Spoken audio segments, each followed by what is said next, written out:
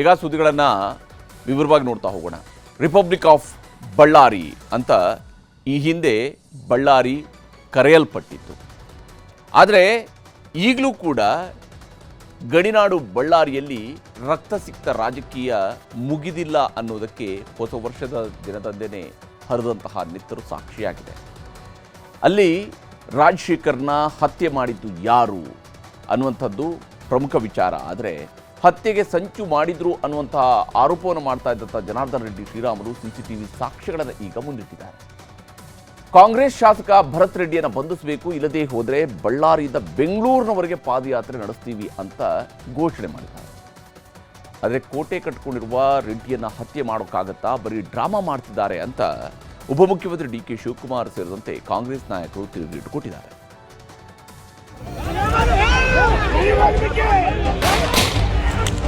ಈ ಗಲಭೆ ನಡೆದಂತ ಸಂದರ್ಭದಲ್ಲಿ ಬೇರೆ ಬೇರೆ ರಾಜ್ಯದಿಂದ ಬಂದಿದ್ದರು ಗುಂಡಾಗಳು. ನಮ್ಮ ಕಾರ್ಯಕರ್ತನವರು ಚದರಿಸಿದಾರೆ ಹೊರತು ಅವ್ರ ಕಾರ್ಯಕರ್ತನ ಯಾರನ್ನೂ ಚದರಿಸಿಲ್ಲ ಪೊಲೀಸ್. ಭಾರತೀಯ ಜನತಾ ಪಕ್ಷದ ವತಿಯಿಂದ ಬಳ್ಳಾರಿ ಟು ಬೆಂಗಳೂರು ಪಾದಯಾತ್ರೆ ಮಾಡೋ ಸಂದರ್ಭ ಬರುತ್ತೆ. ಕಾರಣ ಆದವ್ರನ್ನ ಅರೆಸ್ಟ್ ಮಾಡ್ಬೇಕಂದ್ರೆ ಮತ್ತೆ ಫಸ್ಟ್ ಅವರೇ ಜೈಲಿಗೆ ಹೋಗ್ತಾರೆ ಮತ್ತೆ ಪಾದಯಾತ್ರೆ ಹೆಂಗ್ ಮಾಡ್ತಾರೆ ಅವರು. ಗಣಿನಾಡು ಬಳ್ಳಾರಿಯಲ್ಲಿನ ಮಹರ್ಷಿ ವಾಲ್ಮೀಕಿ ಪುತ್ಥಳಿ ಅನಾವರಣದ ಬ್ಯಾನರ್ ಕಿಚ್ಚು ಇನ್ನೂ ಆರಿಲ್ಲ.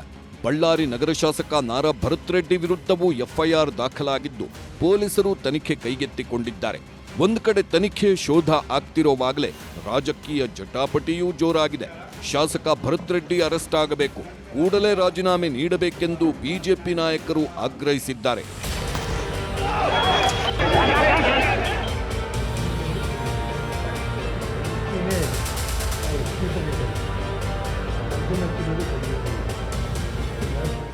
ಜನಾರ್ದನ್ ರೆಡ್ಡಿ ಮನೆ ಮುಂದಿನ ಗಲಭೆಗೆ ಶಾಸಕ ನಾರಾ ಭರತ್ ರೆಡ್ಡಿ, ಆಪ್ತ ಸತೀಶ್ ರೆಡ್ಡಿ ಹಾಗೂ ಆತನ ಬೆಂಬಲಿಗರೇ ನೇರ ಕಾರಣ ಅನ್ನೋದು ರಾಮುಲು ಮತ್ತು ರೆಡ್ಡಿ ಬ್ರದರ್ಸ್ ನೇರ ಆರೋಪ. ಜನಾರ್ದನ್ ರೆಡ್ಡಿಯನ್ನೇ ನೇರ ಟಾರ್ಗೆಟ್ ಮಾಡಿ ದಾಳಿ ಮಾಡಲಾಗಿದೆ ಅನ್ನೋದು ಆರೋಪ. ಗಾಂಜಾ ಪೆಡ್ಲರ್ ಸತೀಶ್ ರೆಡ್ಡಿ ಡಿವೈಎಸ್ಪಿ ಕುತಂತ್ರದಿಂದಲೇ ನನ್ನನ್ನ ಟಾರ್ಗೆಟ್ ಮಾಡಿದ್ರು, ದ್ವೇಷದಿಂದಾಗೇ ಅಮಾಯಕನೊಬ್ಬನ ಬಲಿಯಾಗಿದೆ ಅಂದ್ರು. ನಾನು ಈ ಗಲಭೆ ನಡೆದಂತ ಸಂದರ್ಭದಲ್ಲಿ ಅನೇಕ ಗುಂಡಾಗಳು ಬಂದಿದ್ರು. ಬೇರೆ ಬೇರೆ ರಾಜ್ಯದಿಂದ ಬಂದಿದ್ರು ಗುಂಡಾಗಳು. ಈ ನಗರದಲ್ಲಿದ್ದಂಥ ಅನೇಕ ಗುಂಡಾಗಳು ಕೂಡ ಬಂದು ಈ ಗಲಭೆ ಸೃಷ್ಟಿಯಾದಂಥ ಟೈಮಲ್ಲಿ ಕೂಡ ಅವ್ರನ್ನ ಎಲ್ಲೋ ಒಂದು ಕಡೆ ಈ ಗಲಭೆಯಲ್ಲಿ ಕೆಲವು ಮಂದಿ ಕುಮ್ಮಕ್ಕಗಳು ಕೊಟ್ಟಿದ್ದಾರೆ. ಆ ಸಾಯ್ಲಿಕ್ಕೆ ಕಾರಣ ಆ DSP ಅವರು ಅವ್ರಿಗೆ ಕುಮ್ಮಕ್ಕ ಕೊಟ್ಟಿರೋ ಕಾರಣ, ಇಲ್ಲಿ ತನಕ ಗುಂಪು ತಂದಿರೋ ಕಾರಣ ಅವರಿಂದ ಕೂಡ ಆಗಿರ್ಬೋದು ಅನ್ನಂತ ಹೇಳೋದ್ರ ಜೊತೆಲಿ ಅವ್ರೇನನ್ನ ಮುಂಜಾಗ್ರತೆಯನ್ನು ವಹಿಸಿದ್ರೆ ಈ ಗಲಭೆ ಆಗ್ತಿದ್ದಿಲ್ಲ ಅನ್ನಂತ ಕೂಡ ನಾನು ಕೇಳಬೇಕಾಗುತ್ತೆ. ಅದು ಏನು ಅಂತಿದ್ರಲ್ಲ ರಿಪಬ್ಲಿಕ್ ಆಫ್ ಬಳ್ಳಾರಿ ಅಂತಿದ್ದೇಳಿ, ಇವತ್ತು ಅವರು ಶಾಸಕರು ಎಲ್ಲರೂ ಕೂಡ ನೋಡ್ತಿದ್ದಾರೆ ರಿಪಬ್ಲಿಕ್ ಆಫ್ ಕಾಂಗ್ರೆಸ್ ಮಾಡಕ್ ಹೊಂಟಾರ. ಶ್ರೀರಾಮುಲು ಹೀಗೆ ಹೇಳುತ್ತಲೇ ಘಟನೆ ದಿನದ ಒಂದು ವಿಡಿಯೋವನ್ನ ಜನಾರ್ದನ್ ರೆಡ್ಡಿ ರಿಲೀಸ್ ಮಾಡಿದ್ರು. ಗಲಾಟೆಗೆ ಡಿವೈಎಸ್ಪಿ ಕಾರಣ ಎಂಬ ಸಾಕ್ಷಿಗೆ ವಿಡಿಯೋ ತೋರಿಸಿದ್ರು. ಹಾಗೆ ಶಾಸಕ ನಾರಾ ಜೊತೆ ಸತೀಶ್ ರೆಡ್ಡಿ ಆತನ ಗನ್ಮ್ಯಾನ್ಗಳು ಇರುವ ವಿಡಿಯೋ ತೋರಿಸಿದ್ರು.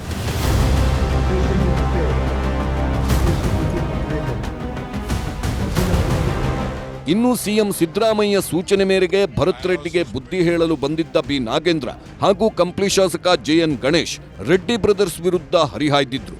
ಅದಕ್ಕೂ ಟಾಂಗ್ ಕೊಟ್ಟರು ಜನಾರ್ದನ್ ರೆಡ್ಡಿ. ಸುಮಾರು 10-20 ವರ್ಷದಿಂದ ಏನ್ ಘಟನೆಗಳು ನಡೆದಿದ್ದಾವಲ್ಲ ಅದನ್ನೆಲ್ಲ ಇವತ್ತೇನು CBI ತನಿಖೆ ಮತ್ತೊಂದು ತನಿಖೆ ಏನು ಹೇಳ್ತಾರಲ್ಲ, ಆ ತನಿಖೆ ಆಯ್ತಂದ್ರೆ ಏನ್ ಬಿಜೆಪಿ ಇವತ್ತೇನು ಶಾಸಕರು ಮತ್ತೆ ಮುಖಂಡರುಗಳು ಎಲ್ಲರಿದ್ದಾರೆ, ಅವ್ರು ಒಂದ್ ದಿನ ಕೂಡ ಬಳ್ಳಾರಿ ಅಲ್ಲಲ್ಲ, ಅವ್ರು ಎಲ್ಲಿರ್ಬೇಕು ಆ ಜಾಗದಲ್ಲಿ ಇರ್ಬೇಕಾಗ್ತಿತ್ತು. ನಿಮ್ಮ ಅದೃಷ್ಟ ಇವತ್ತೇನಂತಂದ್ರೆ ಅವ್ನು ತಪ್ಪು ಮಾಡ್ಕೊಂಡಿದ್ದಕ್ಕೆ ಮುಖ್ಯಮಂತ್ರಿಗಳು ಅವನ್ನ ಬೈದಿದ್ದಕ್ಕೆ ನಿಮಗೆ ದೊಡ್ಡಸ್ತಿಕೆ ಕೊಟ್ಟು ಕಳಿಸಿದ್ದಾರೆ. ಆ ದೊಡ್ಡಸ್ತಿಕೆ ಕೊಟ್ಟು ಕಳಿಸಿದ್ದಾರೆ ಅಂತೇಳಿ ಬಾಯಿಗೆ ಬಂದಂಗೆ ಮಾತಾಡಿದರೆ ಮತ್ತೆ ನಾವು ಹೀರೋಗಳಾಗ್ತೀವಿ ಅಂತಂದರೆ ನೀವು ಈಗಾಗಲೇ ಜೀರೋಗಳಾಗೋಗಿದ್ದೀರಿ. 28ಕ್ಕೆ ನಿಮ್ಮೆಲ್ಲ ಕಾಲ ಮುಗಿಯುತ್ತೆ. ರಾಜಕೀಯ ಅನ್ನೋದು ಶಾಶ್ವತವಾಗಿ ನಿಮಗೆ ಯಾರೂ ಕೂಡ ಇಲ್ಲ. ರಾಜಕೀಯ ಪ್ರತಿಷ್ಠೆ ಮತ್ತೊಂದು ಪಾದಯಾತ್ರೆಗೆ ವೇದಿಕೆ. ಬಳ್ಳಾರಿ ಟು ಬೆಂಗಳೂರು ಪಾದಯಾತ್ರೆಗೆ ರೆಡ್ಡಿ ಬ್ರದರ್ಸ್ ಸಜ್ಜು. ಸಿದ್ದರಾಮಯ್ಯ ಸರ್ಕಾರದ ವಿರುದ್ಧವೇ ಗುಡುಗಿರುವ ರೆಡ್ಡಿ ಬ್ರದರ್ಸ್ ಕಾಂಗ್ರೆಸ್ ಶಾಸಕ ಭರತ್ ರೆಡ್ಡಿ ವಿರುದ್ಧ ಕ್ರಮಕ್ಕೆ ಪಟ್ಟು ಹಿಡಿದಿದ್ದಾರೆ. ಯಾವ ಬಳ್ಳಾರಿಯನ್ನು ರಿಪಬ್ಲಿಕ್ ಬಳ್ಳಾರಿ ಎಂದು ಟೀಕಿಸಿ ಬೆಂಗಳೂರಿನಿಂದ ಬಳ್ಳಾರಿಗೆ ಸಿದ್ದರಾಮಯ್ಯ ಪಾದಯಾತ್ರೆ ಮಾಡಿದ್ದರೋ ಅದೇ ಧಾಟಿಯಲ್ಲೇ ಬಳ್ಳಾರಿಯಿಂದ ಬೆಂಗಳೂರಿಗೆ ಪಾದಯಾತ್ರೆ ಮಾಡ್ತೇವೆ ಎಂದು ಎಚ್ಚರಿಕೆ ಸಂದೇಶ ರವಾನಿಸಿದ್ರು. ಶಾಸಕ ಡಿವೈಎಸ್ಪಿ ವಿರುದ್ಧ ಕ್ರಮ ಆಗದಿದ್ರೆ ಪಾದಯಾತ್ರೆ ನಿಶ್ಚಿತ ಅಂತಾರೆ. ಅದಕ್ಕೆ ಟಾಂಗ್ ಕೊಟ್ಟಿರುವ ಭರತ್ ರೆಡ್ಡಿ ಇದೇ ಕೇಸ್ನಲ್ಲಿ ಜೈಲಿಗೆ ಹೋಗ್ತಾರೆ, ಇನ್ನೆಲ್ಲಿ ಪಾದಯಾತ್ರೆ ಮಾಡ್ತಾರೆ ಎಂದು ಟಾಂಗ್ ಕೊಟ್ಟಿದ್ದಾರೆ. ರಿಪಬ್ಲಿಕ್ ಆಫ್ ಕಾಂಗ್ರೆಸ್ ಆಗಿ ಇವತ್ತು ಇಷ್ಟು ಕೊಲೆ ಆಗಿದ್ರೆ ಕೂಡ ಅವರು ಅರೆಸ್ಟ್ ಮಾಡೋಂಥ ವಿಚಾರದಲ್ಲಿ ನೀವು ಎಲ್ಲೊಂದು ಕಡೆ ಮೀನಾವೇಶ ಮಾಡ್ತಾ ಇದ್ರಿ. ಹಂಗಾಗಿ ನೀವು ಅಕಸ್ಮಿತವಾಗಿ ಇದೇನನ್ನ ನೀವು ಆದಷ್ಟು ಬೇಗನೆ ಕ್ರಮವನ್ನು ತಗೊಂಡ್ರಿಲ್ಲ, ಅವ್ರು ಅರೆಸ್ಟ್ ಮಾಡೋಕ್ಕಾಗಲ್ಲ ಅಂದ್ರಿಗಿನ ನಾವು ಕೂಡ ಇಲ್ಲಿಂದ ಪಾದಯಾತ್ರೆಯನ್ನು ಪ್ರಾರಂಭ ಮಾಡಬೇಕಾಗುತ್ತೆ ಅನ್ನೋಂಥದ್ದು ಕೂಡ ಎಚ್ಚರಿಕೆಯನ್ನು ಕೂಡ ಕೊಡೋಂಥ ಕೆಲಸ ನಾನು ಮಾಡಬೇಕಾಗುತ್ತೆ. ಶ್ರೀರಾಮುಲು ಅವರು ಹೇಳಿದಾಗೆ ಖಂಡಿತವಾಗ್ಲೂ ಕೂಡ ಭಾರತೀಯ ಜನತಾ ಪಕ್ಷದ ವತಿಯಿಂದ ಆ ಒಂದು ಬಳ್ಳಾರಿ ಟು ಬೆಂಗಳೂರು ಪಾದಯಾತ್ರೆ ಮಾಡೋ ಸಂದರ್ಭ ಬರುತ್ತೆ. ಈಗ ಮತ್ತು ಈ ಘಟನೆಗೆ ಕಾರಣ ಆದವ್ರನ್ನ ಅರೆಸ್ಟ್ ಮಾಡ್ಬೇಕಂದ್ರೆ ಮತ್ತು ಫಸ್ಟ್ ಅವರೇ ಜೈಲಿಗೆ ಹೋಗ್ತಾರೆ ಮತ್ತು ಪಾದಯಾತ್ರೆ ಹೆಂಗೆ ಮಾಡ್ತಾರೆ ಅವರು? ಈ ಮಧ್ಯೆ ಮಾಜಿ ಸಚಿವ ಗಾಲಿ ಸೋಮಶೇಖರ್ ರೆಡ್ಡಿ ಕೂಡ ಸರ್ಕಾರಕ್ಕೆ ಬಿಸಿ ಮುಟ್ಟಿಸಿದ್ರು. ಗಾಲಿ ಜನಾರ್ದನ್ ರೆಡ್ಡಿ ಮನೆ ವಿಚಾರಕ್ಕೆ ಬಂದ್ರೆ ಜನರೇ ಬುದ್ಧಿ ಕಲಿಸ್ತಾರೆ, ಅಭಿವೃದ್ಧಿ ಕೆಲಸಗಳ ಬಗ್ಗೆ ಚರ್ಚೆಗೆ ನಾಳೆಯೇ ರೆಡಿ ಬನ್ನಿ ಅಂತ ಸವಾಲು ಹಾಕಿದ್ದಾರೆ. ಒಂದು ವಿಷಯದಲ್ಲಿ ಕೂಡ ಹಿಂಗ ಅಭಿವೃದ್ಧಿ ಹಂಗ ಬರ್ರಿ ಚರ್ಚೆಗೆ ಅಂತಂದ್ರೆ ಬಾ ಚರ್ಚೆಗೆ ನಾನು ರೆಡಿ, ನಾಳೆನೇ ಚರ್ಚೆ ಇಡ್ತೇವೆ ಬಾ ನಾನು ರೆಡಿ. ನನ್ನ ಅವಧಿಯಲ್ಲಿ ಏನೇನು ಫಂಡ್ಸ್ ತಂದಿದ್ದೀವಿ, ನನ್ನ ತಮ್ಮ ಇನ್ಚಾರ್ಜ್ ಮಿನಿಸ್ಟ್ರಿದಾಗ ಏನು ಫಂಡ್ಸ್ ತಂದೀವಿ, ವರ್ಷಕ್ಕೆ 100 ಕೋಟಿ ಕಾರ್ಪೊರೇಷನ್ಗೆ ನಾವು ಕೊಟ್ಟಿದ್ದು. ನೀನೇನು ತಂದ್ಯಪ್ಪ ಪ್ರತಾಪ್ ರೆಡ್ಡಿ? ನಮ್ಮ ಮನೆ ಹೆಸರು ತಗೊಂಡು ಗಾಳಿ ಅಂತೇಳಿ, ಗಾಳಿ ಇಲ್ದಂಗೆ ನೀನು ಕೂಡ ಬದುಕಲ್ಲ, ಅದು ತಿಳ್ಕೊ. ನೀನು ಗಾಳಿ ಇಳಿಸ್ಬಿಡ್ತೀವಿ ಅಂತ ಹೇಳ್ತೀಯಲ್ಲ, ನೀನು ಮನೆ ಹೆಸರು ತಗೋಬಾರ್ದು. ಕಲ್ಲುಗಳು ಏನು ಇಟ್ಕೊಳ್ಳೋದಕ್ಕೆ ನಮ್ಗೆ ಇದಿಲ್ಲ, ನಮ್ಮಂಥ ಮನಸ್ಥಿತಿ ಇಲ್ಲೇ ಇಲ್ಲ ನಮ್ಮದು. ನಾವು ಯಾವತ್ತೂ ಕೂಡ ನಮ್ಮ ಮನೆಯವರೆಗೆ ಬಂದರೆ ನಾವು ಡಿಫೆನ್ಸ್ ಮಾಡ್ಕೊಂಡಿವಿ ಅಷ್ಟೇ, ನಮ್ಮನ್ನ ಅಷ್ಟೇ ಬಿಟ್ಟರೆ ಬೇರೆ ಏನಿಲ್ಲ. ಉಪಮುಖ್ಯಮಂತ್ರಿ ಡಿಕೆ ಶಿವಕುಮಾರ್ ಮಾತನಾಡಿ ರೆಡ್ಡಿ ಬ್ರದರ್ಸ್ ವಿರುದ್ಧ ಹರಿಹಾಯ್ದ್ರು. ರೆಡ್ಡಿ ಬ್ರದರ್ಸ್ ಡ್ರಾಮಾ ಮಾಸ್ಟರ್ಗಳು, ಬಳ್ಳಾರಿಯಲ್ಲಿ ಶಾಂತಿ ನೆಲೆಸೋದೇ ಸರ್ಕಾರಕ್ಕೆ ಆದ್ಯತೆ ಎಂದ್ರು. ಯಾಕೆ ಅವ್ರ ಮನೆ ಮುಂದೆ ಏನಾಗಿರಬಾರ್ದಾ? ವಾಲ್ಮೀಕಿ ಪೋಸ್ಟ್ರು, ಸರ್ಕಾರದ ಪೋಸ್ಟ್ರು ನಾವು ಸೆಲೆಬ್ರೇಟ್ ಮಾಡ್ತೀವಿ ಅಂತ ಹಾಕದೆ ತಪ್ಪೇನಿದೆ? ಅವ್ರ ಮನೆಗೆ ಹೋಗೋರೆಲ್ಲ ಆಯ್ತಾರ. ನಾನು SP ಮಾತಾಡಿದ್ದೀನಿ ಅದೇ ಟೈಮಲ್ಲಿ, ವಿತಿನ್ ಫ್ಯೂ ಮಿನಿಟ್ಸ್ ಗೊತ್ತಾದ ತಕ್ಷಣ ನಾನು SP ಮಾತಾಡಿದ್ದೀನಿ. SP ಯಾವ ಸ್ಟೇಜಲ್ಲಿ ನನ್ನ ಹತ್ರ ಮಾತಾಡಿದ್ದಾನೆ ಅಂತ ನನಗೂ ಅನುಭವ ಇದೆ, ನನ್ನ ಫೋನಿಂದಾನೇ ನಾನು ಮಾತಾಡಿದ್ದೀನಿ. ಅವೆಲ್ಲ ಡ್ರಾಮಾ ಮಾಸ್ಟ್ರು, ಫಿಲಂ ಪ್ರೊಡ್ಯೂಸರ್, ಅವರು ಪ್ರೊಡ್ಯೂಸರ್ ಇದಾರಲ್ಲ, ಅದು ಡ್ರಾಮಾ ಮಾಸ್ಟ್ರು. ಅವು ಯಾರು ಕಿಲ್ ಮಾಡ್ತಾರೆ? ಕೋಟೆ ಮಡಿಕೊಂಡು 100 ಜನ ಸೆಕ್ಯೂರಿಟಿ ಇಟ್ಕೊಂಡು ಕೂತಿದ್ದಾರೆ, ಯಾರು ಕಿಲ್ ಮಾಡ್ತಾರೆ? ಬಳ್ಳಾರಿ SP ಪವನ್ ನೆಜ್ಜೂರು ಆತ್ಮಹತ್ಯೆ ಯತ್ನ ವದಂತಿ, ಬರೀ ಡಿಪ್ರೆಷನ್ ಅಷ್ಟೇ ಎಂದ ಹೋಮ್ ಮಿನಿಸ್ಟರ್. ಈ ಮಧ್ಯೆ ಬಳ್ಳಾರಿ ಗಲಾಟೆ ಸಂಬಂಧ SP ಪವನ್ ನೆಜ್ಜೂರು ಅಮಾನತು ಆದ ಕೂಡಲೇ ಬಳ್ಳಾರಿಯಿಂದ ಬೆಂಗಳೂರಿಗೆ ಬರುವಾಗ ಆತ್ಮಹತ್ಯೆಗೆ ಯತ್ನಿಸಿದ್ದಾರೆ ಎಂಬ ವದಂತಿ ಹರಡಿತ್ತು. ಈ ಬಗ್ಗೆ ಸ್ಪಷ್ಟತೆ ಕೊಟ್ಟ ಹೋಮ್ ಮಿನಿಸ್ಟರ್ ಪರಮೇಶ್ವರ್ ಬರೀ ಡಿಪ್ರೆಷನ್ಗೆ ಹೋಗಿದ್ರು ಅಷ್ಟೇ ಎಂದ್ರು. ಆದರೆ ಮತ್ತೋರ್ವ ಪ್ರಾಮಾಣಿಕ ಅಧಿಕಾರಿಯ ಆತ್ಮಹತ್ಯೆ ಸರಣಿ ಎಂದು ಪ್ರತಿಪಕ್ಷ ಬಿಜೆಪಿ ಆರೋಪಿಸಿದೆ. Is all right, there is nothing ಇದು ಅಂತ ಸ್ವಲ್ಪ ಡಿಪ್ರೆಸ್ ನ್ಯಾಚುರಲಿ ಅವರಿಗೆ ಇನ್ನು ಪೋಸ್ಟ್ ಮಾಡಿದ್ದಕ್ಕೆ ಆ ಥರ ಆಯಿತು ಅನ್ನೋದೊಂದು ಡಿಪ್ರೆಷನ್ ಆಗಿದೆ ಅಂತ ಹೇಳಿದ್ರಪ್ಪ. ನನಗೆ ಎಷ್ಟೇ ಗೊತ್ತು, is all right, is normal ಆಗಿದ್ದಾರೆ. ಅವರು ಬೆಂಗಳೂರು ಕಡೆ ಹೋಗಬೇಕು ಅಂತ ಅವರ ಸ್ನೇಹಿತರಿಗೆಲ್ಲ ಹೇಳಿ ಆ SP ಜೊತೆ ನಾನು ಮಾತಾಡಿದ್ದೀನಿ. ನನಗೂ ನೋವಾಗ್ತಾ ಇದೆ. ಅವ್ರ ಆತ್ಮಹತ್ಯೆಗೆ ಆಗಿದ್ದಾರೆ, ಪ್ರಯತ್ನ ಮಾಡಿದ್ದಾರೆ ಅಂದ್ರೆ ನನಗೂ ನೋವಾಗ್ತಾ ಇದೆ ಮನಸ್ಸಿಗೆ. ಸತ್ಯಕ್ಕೆ ಹೇಳಿದ್ಕೋಸ್ಕರ ಇವತ್ತು ಆತ್ಮಹತ್ಯೆ ಭಾಗ್ಯ. ಅಲ್ಲಿ ಗಲಾಟೆ ನಡೆದಿದ್ ನಿಜ, ಅಲ್ಲಿ ಸ್ವಲ್ಪ ವಾತಾವರಣ ಕೆಟ್ಟಿದ್ ನಿಜ. ಅವಾಗ ಜವಾಬ್ದಾರಿಯುತ ಸ್ಥಾನಮಾನದಲ್ಲಿ ಯಾರ್ಯಾರು ಇದ್ರು ಅವರೆಲ್ಲರೂ ಕೂಡ ಹೊಣೆಗಾರಿಕೆ ಹೊತ್ತಬೇಕಲ್ಲ. ಈಗ ಹೆಂಗೆ ನೀವು ನನಗೆ ಕೇಳ್ತಾ ಇದ್ದೀರಾ ಸರ್ಕಾರದ ಹೊಣೆಗಾರಿಕೆ ಇಲ್ವಾ ಅಂತ? ಇದೆ, ಅದಕ್ಕೆ ತಾನೇ ನಾವು ಆಕ್ಷನ್ ತಗೊಂಡಿರೋದು. ಅದನ್ನು ತಗೋಬೇಡಿ ಅಂದ್ರೆ. ಈ ಎಲ್ಲ ಬೆಳವಣಿಗೆಗಳ ಮಧ್ಯೆಯೇ ಫೈರಿಂಗ್ ಬಗ್ಗೆ ಕಾಂಗ್ರೆಸ್ ಸತ್ಯಶೋಧನೆಗಿಳಿದಿದೆ. ಜಿಲ್ಲಾ ಉಸ್ತುವಾರಿ ಸಚಿವ ಜಮೀರ್ ಅಹಮದ್ ಖಾನ್ ಭೇಟಿ ನೀಡಿ ಮೃತ ರಾಜಶೇಖರ್ ಕುಟುಂಬಕ್ಕೆ ಸಾಂತ್ವನ ಹೇಳಿದ್ರು. HM ರೇವಣ್ಣ ನೇತೃತ್ವದ ಟೀಮ್ನಿಂದಲೂ ಕಾರಣಗಳ ಹುಡುಕಾಟ ನಡೆದಿದೆ.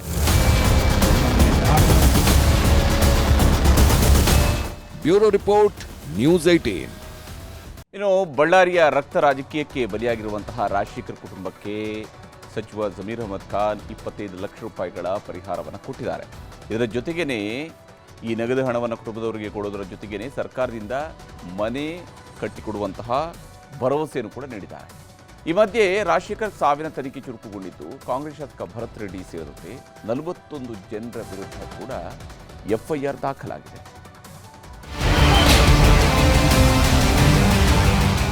ಬಳ್ಳಾರಿಯ ಬ್ಯಾನರ್ ಕಿತ್ತಾಟದಲ್ಲಿ ಕಾಂಗ್ರೆಸ್ ಕಾರ್ಯಕರ್ತ ರಾಜಶೇಖರ್ ಸಾವನ್ನಪ್ಪಿದ್ದಾನೆ. ಇವತ್ತು ಮೃತ ರಾಜಶೇಖರ್ ನಿವಾಸಕ್ಕೆ ಜಿಲ್ಲಾ ಉಸ್ತುವಾರಿ ಸಚಿವ ಜಮೀರ್ ಅಹಮದ್ ಖಾನ್ ಭೇಟಿ ನೀಡಿದ್ರು. ಮೃತ ರಾಜಶೇಖರ್ ಕುಟುಂಬಕ್ಕೆ ಸಾಂತ್ವನ ಹೇಳಿದ್ರು. ಶಾಸಕ ಭರತ್ ರೆಡ್ಡಿ, ಕಂಪ್ಲಿ ಗಣೇಶ್ ಹಾಗೂ ಜಮೀರ್ ಅಹಮದ್ ಮೂವರು ಒಟ್ಟಾಗಿ ವೈಯಕ್ತಿಕವಾಗಿ 25 ಲಕ್ಷ ಧನ ಸಹಾಯ ಮಾಡಿದ್ರು. 25 ಲಕ್ಷ ರೂಪಾಯಿಯ ಕಂತೆ ನೋಟುಗಳನ್ನ ಬ್ಯಾಗ್ನಲ್ಲಿಟ್ಟು ಕುಟುಂಬದವರಿಗೆ ಕೊಟ್ಟರು. ಸಚಿವ ಜಮೀರ್ ಅಹಮದ್ ಕೊಟ್ಟ ಪರಿಹಾರದ ಹಣ ಪಡ್ಕೊಂಡ ರಾಜಶೇಖರ ತಾಯಿ ತುಳಸಿ, ಸಹೋದರಿಯರು ಸರ್ಕಾರಿ ನೌಕರಿ ಕೊಡಿಸಿ, ಸರ್ಕಾರದಿಂದ ಮನೆಯನ್ನೂ ಕೊಡಿಸಿ ಅಂತ ಮನವಿ ಮಾಡಿದ್ರು. ಇದಕ್ಕೆ ಸರ್ಕಾರದಿಂದ ಮನೆ ಕಟ್ಟಿ ಕೊಡಿಸ್ತೀನಿ ಅಂತ ಕುಟುಂಬಸ್ಥರಿಗೆ ಸಚಿವ ಜಮೀರ್ ಅಹಮದ್ ಕೂಡ ಭರವಸೆ ನೀಡಿದ್ರು.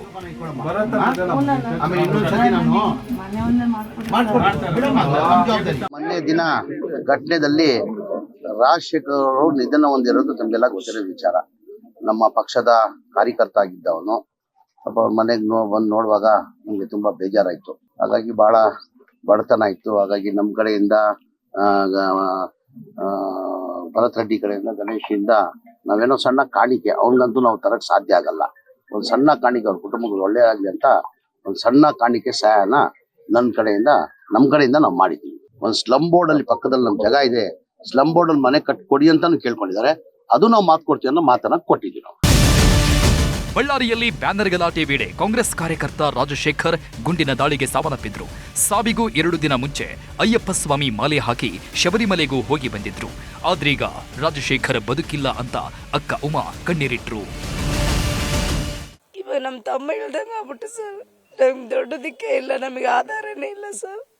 ನನಗಿಬ್ಬರು ಮಕ್ಕಳಿದಾರ. ನಮ್ಮ ತಮ್ಮನ್ನ ನೋಡ್ಕೊಂಡು ಬದುಕಂತಿದ್ದೆ ನಾನು. ನಾವು ಬಡ ಕುಟುಂಬ ಸರ್, ನಮಗೇನು ಆಸ್ತಿ ಪಾಸ್ತಿ ಏನಿಲ್ಲ ಸರ್. ಪ್ರಸಾದ ತಗೊಂಡೋಗಪ್ಪ ಅಂತ ಬರೋಕ್ಕಾಗೋದಿಲ್ಲಪ್ಪ. ಮೊನ್ನೆ ಬಂದೋಗಿರಿ ಅಷ್ಟೇ ಸರ್, ಮಕ್ಕ ಕೂಡ ನೋಡಿಲ್ಲ ಸರ್. ವಾಲ್ಮೀಕಿ ಪುತ್ಥಳಿ ಬ್ಯಾನರ್ ಗಲಾಟೆ ರಾಜಶೇಖರನ ಅಂತ್ಯದಲ್ಲಿ ಕೊನೆಯಾಗಿದ್ದು ಇಡೀ ಕುಟುಂಬ ಕಣ್ಣೀರು ಹಾಕ್ತಾ ಇದೆ.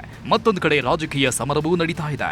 ಇನ್ನೊಂದು ಕಡೆ ರಾಜಶೇಖರ್ಗೆ ಗುಂಡು ಬಿದ್ದಿದ್ದು ಹೇಗೆ, ಯಾರ ಗನ್ಮ್ಯಾನ್, ಯಾವ ಗನ್ನಿಂದ ಗುಂಡು ಹಾರಿಸಿದ್ದು ಅಂತಾನೂ ತನಿಖೆನೂ ಜೋರಾಗಿದೆ.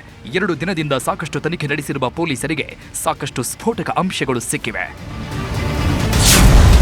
ರಾಜಶೇಖರ್ ದೇಹದಲ್ಲಿ 12mm ಸಿಂಗಲ್ ಬೋರ್ ಗುಂಡು ಹೊಕ್ಕಿದ್ದು ಪತ್ತೆಯಾಗಿದೆ. ಸೀಸ್ ಆಗಿರುವ 5 ಗನ್ಗಳ ಪೈಕಿ 1 ಗನ್ ಜೊತೆ ಈ ಬುಲೆಟ್ ತಾಳೆಯಾಗಿದೆ. ಸತೀಶ್ ರೆಡ್ಡಿ ಅಂಗರಕ್ಷಕನ ಗನ್ ಜೊತೆ ಬುಲೆಟ್ ತಾಳೆ ಆಗ್ತಾ ಇದೆ ಅಂತ ಗೊತ್ತಾಗಿದೆ. ಪ್ರಕರಣ ಸೂಕ್ಷ್ಮವಾಗಿರೋದ್ರಿಂದ ಇನ್ನಷ್ಟು ಖಚಿತಪಡಿಸಿಕೊಳ್ಳಲು FSLಗೂ ಗನ್ ಮತ್ತು ಬುಲೆಟ್ ರವಾನಿಸಿದ್ದಾರೆ. ಇನ್ನೊಂದು ಕಡೆ ಶಾಸಕ ನಾರಾ ಆಪ್ತ ಸತೀಶ್ ರೆಡ್ಡಿಯ 2 ಅಂಗರಕ್ಷಕರನ್ನ ವಶಕ್ಕೆ ಪಡೆಯಲಾಗಿದೆ. ಬ್ರೂಸ್ಪೇಟೆ ಪೊಲೀಸರಿಂದ ಗನ್ಮ್ಯಾನ್ಗಳ ತೀವ್ರ ವಿಚಾರಣೆ ನಡೀತಾ ಇದೆ. ತಲೆಮರೆಸಿಕೊಂಡಿರುವ ಸತೀಶ್ ರೆಡ್ಡಿಯ ಮತ್ತಿಬ್ಬರು ಗನ್ಮ್ಯಾನ್ಗಳಿಗಾಗಿ ತೀವ್ರ ಶೋಧ ನಡೆಸಲಾಗ್ತಾ ಇದೆ. ಜೊತೆಗೆ ಪರಾರಿಯಾಗಿರುವ ಸತೀಶ್ ರೆಡ್ಡಿಗೂ ಪೊಲೀಸರು ಹುಡುಕಾಡುತ್ತಿದ್ದಾರೆ.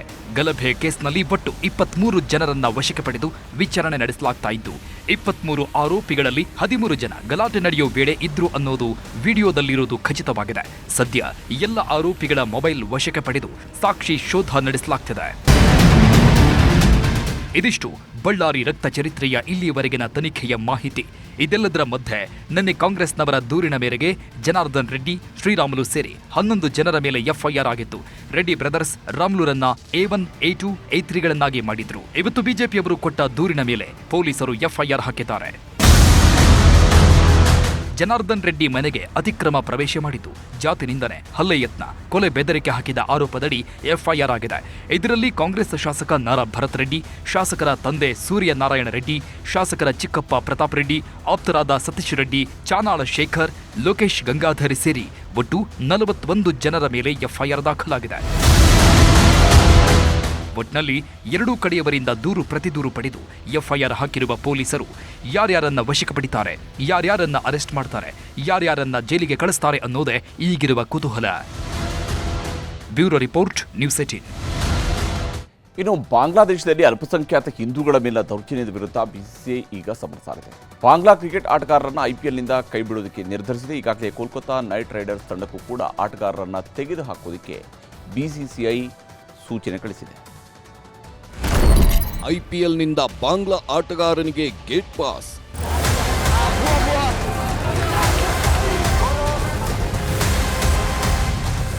ಭಾರತ ಮತ್ತು ಬಾಂಗ್ಲಾದೇಶ ನಡುವಿನ ಉದ್ವಿಗ್ನತೆ ಹೆಚ್ಚಾಗಿದೆ. ಈಗಾಗಲೇ 2 ದೇಶಗಳ ಮಧ್ಯೆ ವಿಮಾನ ಹಾರಾಟಗಳು ಅರ್ಧಕ್ಕರ್ಧ ಸ್ಥಗಿತವಾಗಿದೆ. ವೀಸಾ ಕೇಂದ್ರಗಳನ್ನು ಕ್ಲೋಸ್ ಮಾಡಿದ್ದಾರೆ. ಈಗ ಐಪಿಎಲ್ ಕ್ರಿಕೆಟ್ಗೂ ಬಾಂಗ್ಲಾ ರಕ್ತಕ್ರಾಂತಿಯ ಬಿಸಿ ತಟ್ಟಿದೆ. ಕೋಲ್ಕತ್ತಾ ನೈಟ್ ರೈಡರ್ಸ್ ತಂಡ ಡಿಸೆಂಬರ್ನಲ್ಲಷ್ಟೇ ಬಾಂಗ್ಲಾ ವೇಗದ ಬೌಲರ್ ಮುಸ್ತಫಿಜುರ್ ರೆಹಮಾನ್ರನ್ನ ಹರಾಜಿನಲ್ಲಿ ಖರೀದಿಸಿತ್ತು. ಮೂಲ ಬೆಲೆ 2 ಕೋಟಿ ಇದ್ರು. ಚೆನ್ನೈ ಸೂಪರ್ ಕಿಂಗ್ಸ್ ಮತ್ತು ಕೆಕೆಆರ್ ಹಠಕ್ಕೆ ಬಿದ್ದು ಹರಾಜಿನಲ್ಲಿ ಭಾಗಿಯಾಗಿದ್ರು. ಕೊನೆಗೆ ಕೆಕೆಆರ್ 9 ಕೋಟಿ 20 ಲಕ್ಷಕ್ಕೆ ಬಾಂಗ್ಲಾದ ರೆಹಮಾನ್ನನ್ನ ಖರೀದಿಸಿತ್ತು. ಈಗ ಕೆಕೆಆರ್ ತಂಡದಿಂದ ರೆಹಮಾನ್ರನ್ನ ಕೈಬಿಡುವಂತೆ ಕೆಕೆಆರ್ ಆಡಳಿತ ಮಂಡಳಿಗೆ ಬಿಸಿಸಿಐ ಮನವಿ ಮಾಡಿದೆ. ಬಾಂಗ್ಲಾದವರನ್ನ ಹೊರತುಪಡಿಸಿ ಬೇರೆ ಆಟಗಾರರನ್ನ ಕೆಕೆಆರ್ಗೆ ಸೇರಿಸಿಕೊಳ್ಳುವಂತೆಯೂ ಬಿಸಿಸಿಐ ಸಲಹೆ ನೀಡಿದೆ. ಬಾಂಗ್ಲಾದಲ್ಲಿ ಮತ್ತೊಬ್ಬ ಹಿಂದೂ ಸಜೀವ ದಹನ. ಬಾಂಗ್ಲಾದೇಶಕ್ಕೆ ಭಾರತ ಸರ್ಕಾರ ಶೇಖ್ ಹಸೀನಾರನ್ನ ಹಸ್ತಾಂತರಿಸುವವರೆಗೂ ಹಿಂದೂಗಳಿಗೆ ಉಳಿಗಾಲ ಇಲ್ಲ. ಇದು ಬಾಂಗ್ಲಾದೇಶದ ಬೀದಿ ಬೀದಿಯಲ್ಲೂ ಬಾಂಗ್ಲಾ ಮುಸ್ಲಿಂ ಯುವಕರು ಪ್ರತಿಭಟನೆಯಲ್ಲಿ ಮಾಡ್ತಿರೋ ಘೋಷಣೆಗಳು. ಹಾಗಾಗಿನೇ 3 ತಿಂಗಳಲ್ಲಿ ಬಾಂಗ್ಲಾದಲ್ಲಿರುವ ಅಲ್ಪಸಂಖ್ಯಾತ ಹಿಂದೂಗಳ ಮೇಲೆ 3,000ಕ್ಕೂ ಹೆಚ್ಚು ಹಲ್ಲೆ, ಗಲಾಟೆ, ದೌರ್ಜನ್ಯ, ಆಸ್ತಿನಾಶ ಮಾಡಿರುವ ಪ್ರಕರಣ ದಾಖಲಾಗಿದೆ. ಇಲ್ಲಿವರೆಗೂ 9ಕ್ಕೂ ಹೆಚ್ಚು ಹಿಂದೂಗಳನ್ನ ಕೊಂದಿದ್ದಾರೆ. ದೀಪು ಚಂದ್ರದಾಸ್ನನ್ನ ಹೊಡೆದು ಸಾಯಿಸಿ ಆತನ ಶವವನ್ನ ಸುಟ್ಟು ಹಾಕಿದ್ರು. 2024ರ ಆಗಸ್ಟ್ನಲ್ಲಿ ಬಾಂಗ್ಲಾ ಪೊಲೀಸ್ ಇಲಾಖೆಯಲ್ಲಿದ್ದ ಸಬ್ ಇನ್ಸ್ಪೆಕ್ಟರ್ ಸಂತೋಷ್ ಬಾಬುನನ್ನ ಕೊಂದು ಹಾಕಿದ್ರು. ಹರಗೋಬಿಂದ ದಾಸ್ ಮತ್ತು ಚಂದನ್ ದಾಸ್ ಅನ್ನೋರನ್ನ ಮುರ್ಷಿದಾಬಾದ್ನಲ್ಲಿ ಇಸ್ಲಾಮಿಕ್ ಗುಂಪೊಂದು ಕ್ರೂರವಾಗಿ ಕಡಿದು ಕೊಂದಿತ್ತು. ಮೊನ್ನೆ ಅಂದ್ರೆ ಡಿಸೆಂಬರ್ 31ರಂದು ಖೊಕೋನ್ ದಾಸ್ ಮೇಲೆ ಇಸ್ಲಾಮಿಕ್ ಗುಂಪು ಹಲ್ಲೆ ಮಾಡಿ ಬೆಂಕಿ ಹಚ್ಚಿತ್ತು. ಆದ್ರಿವತ್ತು ಖೊಕೋನ್ ದಾಸ್ ಜೀವ ಬಿಟ್ಟಿದ್ದಾರೆ. ಈಗಲೂ ಬಾಂಗ್ಲಾದೇಶದಲ್ಲಿ ಹಿಂದೂಗಳ ಮೇಲಿನ ಭೀಕರ ದಾಳಿಗಳು ನಿರಂತರವಾಗಿ ನಡೀತಾನೇ ಇದೆ.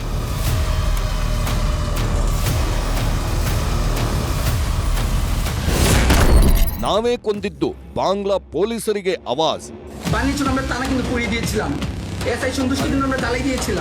ಬಾಂಗ್ಲಾದೇಶದಲ್ಲಿ ಆಗಸ್ಟ್ 5, 2024ರಂದು ಹಬೀಗಂಜ್ ಜಿಲ್ಲೆಯ ಬನಿಯಾಚಾಂಗ್ನಲ್ಲಿ ಎಸ್ಐ ಸಂತೋಷ್ ಬಾಬು ಅವರನ್ನ ಗುಂಪೊಂದು ಹತ್ಯೆ ಮಾಡಿತ್ತು. ಅವತ್ತು ಸಂತೋಷ್ ಬಾಬುನನ್ನ ಕೊಂದು ಹಾಕಿದ್ದು ನಾವೇ ಅಂತ ಬಾಂಗ್ಲಾದೇಶದ ಪೊಲೀಸರಿಗೆ ಇಸ್ಲಾಮಿಕ್ ಯುವ ಮುಖಂಡನೊಬ್ಬ ಹೇಳಿದ್ದಾನೆ. ನಮ್ಮ ದಾರಿಗೆ ಅಡ್ಡಿಪಡಿಸಿದ್ರೆ ಯಾರನ್ನೂ ಉಳಿಸಲ್ಲ ಅಂತ ಇಸ್ಲಾಮಿಕ್ ಯುವಕ ಬಾಂಗ್ಲಾ ಪೊಲೀಸರಿಗೆ ಎಚ್ಚರಿಕೆ ನೀಡಿ ಭಯ ಹುಟ್ಟಿಸ್ತಿರೋ ವಿಡಿಯೋ ಈಗ ಸಾಮಾಜಿಕ ಜಾಲತಾಣದಲ್ಲಿ ವೈರಲ್ ಆಗಿದೆ.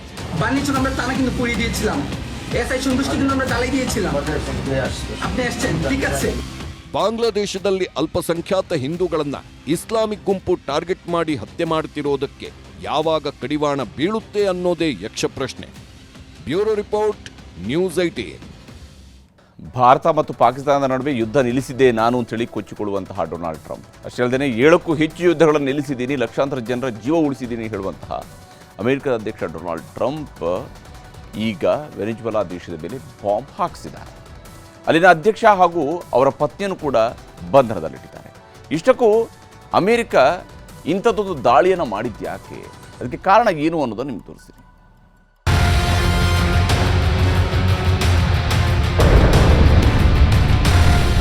ಅಮೆರಿಕ ಅಧ್ಯಕ್ಷ ಡೊನಾಲ್ಡ್ ಟ್ರಂಪ್ ಬಾಯ್ಬಿಟ್ರೆ ಸಾಕು, ವಿಶ್ವದಲ್ಲಿ 7ಕ್ಕೂ ಹೆಚ್ಚು ಯುದ್ಧಗಳನ್ನು ನಿಲ್ಲಿಸಿದ್ದೀನಿ, ಭಾರತ ಪಾಕಿಸ್ತಾನ ನಡುವೆ ಅಣುಬಾಂಬ್ ದಾಳಿ ಆಗೋಗ್ತಿತ್ತು, ಅದನ್ನ ನಿಲ್ಲಿಸಿದ್ದು ನಾನೇ, ನಾನು ಶಾಂತಿ ಪ್ರಿಯ, ನನಗೆ ನೊಬೆಲ್ ಶಾಂತಿ ಪುರಸ್ಕಾರ ಕೊಡಬೇಕು ಅಂತ ಬೊಬ್ಬೆ ಹಾಕ್ತಾರೆ. ಆದರೆ ಇದೇ ಡೊನಾಲ್ಡ್ ಟ್ರಂಪ್ ವೆನೆಜುವೆಲಾ ದೇಶದ ಮೇಲೆ ಯುದ್ಧ ಸಾರಿದ್ದಾರೆ. ನಿನ್ನೆ ಮಧ್ಯರಾತ್ರಿ 2 ಗಂಟೆಗೆ ವೆನೆಜುವೆಲಾ ರಾಜಧಾನಿ ಕ್ಯಾರಕಾಸ್ನ 10ಕ್ಕೂ ಹೆಚ್ಚು ನಗರಗಳ ಮೇಲೆ ದೊಡ್ಡ ದೊಡ್ಡ ಬಾಂಬ್ಗಳನ್ನು ಅಮೆರಿಕ ಸೇನೆ ಹಾಕಿದೆ. ಅಮೆರಿಕದ ಯುದ್ಧ ವಿಮಾನಗಳ ಮೂಲಕ ಈ ವೈಮಾನಿಕ ದಾಳಿ ನಡೆಸಿದೆ. ವೆನೆಜುವೆಲಾ ಅಧ್ಯಕ್ಷ, ಆತನ ಪತ್ನಿ ಬಂಧಿಸಿದ ಅಮೆರಿಕ. ವೆನೆಜುವೆಲಾ ಮೇಲೆ ದಾಳಿ ನಡೆಸಿದ್ದಷ್ಟೇ ಅಲ್ಲ, ತನ್ನ ಸೇನೆಯನ್ನ ಕಳಿಸಿ ಅಧ್ಯಕ್ಷ ನಿಕೋಲಸ್ ಮಡುರೋ ಮತ್ತು ಅವರ ಪತ್ನಿ ಸಿಲಿಯಾ ಫ್ಲೋರ್ಸ್ ಅವರನ್ನ ಬಂಧನ ಮಾಡಿಸಿದ್ದಾರೆ ಟ್ರಂಪ್. ನಿಕೋಲಸ್ ಮಡುರೋ ಮತ್ತು ಸಿಲಿಯಾ ಫ್ಲೋರ್ಸ್ ಇಬ್ಬರನ್ನೂ ಸೆರೆ ಹಿಡಿದು ಅವರ ದೇಶದಿಂದ ಹೊರಹಾಕಿದ್ದಾರೆ. ಖುದ್ದು ಅಮೆರಿಕ ಅಧ್ಯಕ್ಷ ಡೊನಾಲ್ಡ್ ಟ್ರಂಪ್ ಅವರೇ ಈ ವಿಷಯವನ್ನ ಖಚಿತಪಡಿಸಿದರು. ಜಗತ್ತಿನ ಶಾಂತಿ ಬಯಸೋ ಅಮೆರಿಕ ನೊಬೆಲ್ ಶಾಂತಿ ಪುರಸ್ಕಾರ ಕೇಳುತ್ತಿರೋ ಡೊನಾಲ್ಡ್ ಟ್ರಂಪ್ ವೆನೆಜುವೆಲಾ ಮೇಲೆ ದಾಳಿ ನಡೆಸಿದ್ದು ಸಾಕಷ್ಟು ಸಾವು ನೋವುಗಳಾಗಿವೆ. ಅಮೆರಿಕ ದಾಳಿ ಮಾಡಲು ಮುಖ್ಯ ಕಾರಣ ಡ್ರಗ್ಸ್ ಜಾಲ ಮತ್ತು ಟೆರರಿಸಂ.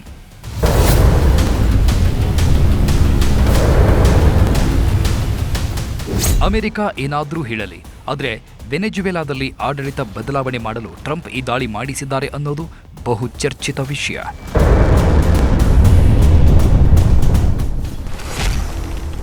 ಎರಡು 2013ರಿಂದ ಮಡುರೋ ವೆನೆಜುವೆಲಾದ ಅಧ್ಯಕ್ಷರಾಗಿದ್ದಾರೆ. 2024ರ ಚುನಾವಣೆಯಲ್ಲೂ ಮಡುರೋ ಗೆದ್ದಿದ್ರು. ಆದರೆ ಅಕ್ರಮ ಚುನಾವಣೆ ನಡೆಸಿ ಗೆದ್ದಿದ್ದು ಅಂತ ಅಮೆರಿಕ ವಾದ ಮಾಡ್ತಾ ಇದೆ. ಅಷ್ಟೇ ಅಲ್ಲ, ವೆನಿಜುವೆಲಾ ಜೈಲುಗಳಲ್ಲಿದ್ದ ಕೈದಿಗಳನ್ನ ಅಕ್ರಮವಾಗಿ ರಿಲೀಸ್ ಮಾಡಿದ್ರು. ಅವರಿಗೆ ತರಬೇತಿ ಕೊಟ್ಟು ಅಮೆರಿಕಾಗೆ ಕಳ್ಳಮಾರ್ಗದಲ್ಲಿ ಕಳಿಸ್ತಾ ಇದ್ರು. ಅದೇ ವೆನಿಜುವೆಲಾ ಕ್ರಿಮಿನಲ್ಗಳಿಂದ ಅಮೆರಿಕದಲ್ಲಿ ದಾಳಿಗಳಾಗ್ತಾ ಇತ್ತು. ಇದು ಅಮೆರಿಕದ ರಾಷ್ಟ್ರೀಯ ಭದ್ರತೆಗೆ ಅಪಾಯವಾಗಿತ್ತು. ಹಾಗಾಗಿ ದಾಳಿ ಮಾಡಿದ್ದೀವಿ ಅಂತ ಅಮೆರಿಕ ಹೇಳಿಕೊಂಡಿದೆ. ಅಂದಹಾಗೆ ವೆನಿಜುವೆಲಾ ಅಧ್ಯಕ್ಷ ನಿಕೋಲಸ್ ಮತ್ತು ಆತನ ಪತ್ನಿಯನ್ನ ಬಂಧಿಸಿ ದೇಶದಿಂದ ಹೊರಗೆ ಹಾಕಿದೆ. ಈಗ ವೆನಿಜುವೆಲಾದ ವಿರೋಧ ಪಕ್ಷದ ನಾಯಕಿ, ಈ ವರ್ಷದ ನೊಬೆಲ್ ಶಾಂತಿ ಪುರಸ್ಕಾರ ಪಡ್ಕೊಂಡಿರೋ ಮಾರಿಯಾ ಮಚಾಡೋರನ್ನ ಅಮೆರಿಕ ಅಧಿಕಾರದಲ್ಲಿ ಕೂರಿಸಲಿದೆ ಅನ್ನೋ ಮಾತುಗಳು ಕೇಳಿ ಬರ್ತಿವೆ. ಅಂದಹಾಗೆ ನೊಬೆಲ್ ಪುರಸ್ಕಾರ ಸಿಕ್ಕಾಗ ಇದೇ ವೆನಿಜುವೆಲಾ ವಿಪಕ್ಷ ನಾಯಕಿ ಮಾರಿಯಾ ಮಚಾಡೋ ಡೊನಾಲ್ಡ್ ಟ್ರಂಪ್ಗೂ ಪ್ರಶಸ್ತಿಯನ್ನ ಅರ್ಪಣೆ ಮಾಡಿದ್ರು. ಈಗ ಮಾರಿಯಾಗೆ ಪಟ್ಟ ಕಟ್ಟಿ ವೆನಿಜುವೆಲಾದ ತೈಲ ನಿಕ್ಷೇಪಗಳ ಮೇಲೂ ಹಿಡಿತ ಸಾಧಿಸಲು ಅಮೆರಿಕ ಸಿದ್ಧತೆ ಮಾಡಿಕೊಂಡಿದೆ. Bureau report, news 18.